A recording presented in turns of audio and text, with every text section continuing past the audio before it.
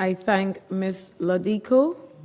I now recognize and give the floor to Mr. Argon Pali.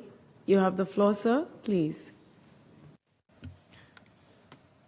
Madam Chair, distinguished delegates and excellencies, I have the honor to address this committee on behalf of the Global Monitoring Center.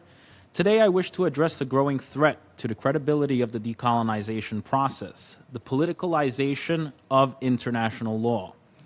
For decades, the United Nations has recognized Western Sahara as a non-self-governing territory and has affirmed the right of the Sahrawi people to self-determination. Yet, increasingly, we are witnessing efforts to reshape this question not through international law, but through political pressure.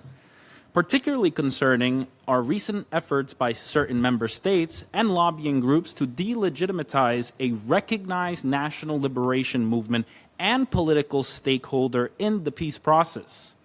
Disagreement with a national liberation movement does not justify excluding it from the political process.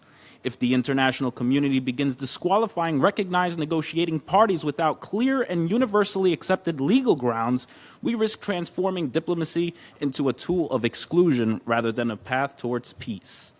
Peace negotiations require dialogue. Dialogue requires participation, and participation cannot depend on political convenience. Madam Chair, in order to address an ongoing concern regarding the exploitation of Western Sahara's natural resources, allow us to offer a constructive proposal.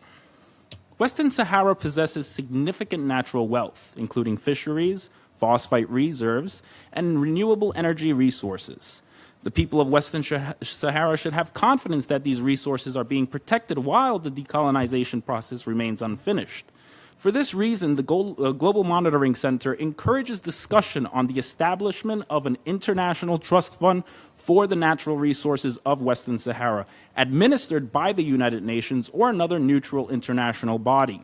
Such a mechanism could monitor revenues derived from the territory's natural resources, support environmental protection and sustainability projects, also preserve disputed revenues pending the completion of the decolonization process, and help ensure that the long-term benefits of the resources ultimately accrue to the Sahrawi people in accordance with international law. This proposal is not intended to prejudge the final status of the territory. It is intended to protect its future. Madam Chair, the issue before us is much larger than Western Sahara alone. It is whether international law will continue to guide political action or whether political interests will increasingly redefine international law. The credibility of this committee and of the broader international system depends on that answer. The people of Western Sahara deserve a process rooted in law, not pressure, in dialogue, not exclusion, and in the fundamental principle that all peoples have the right to determine their own future. I thank you, Madam Chair.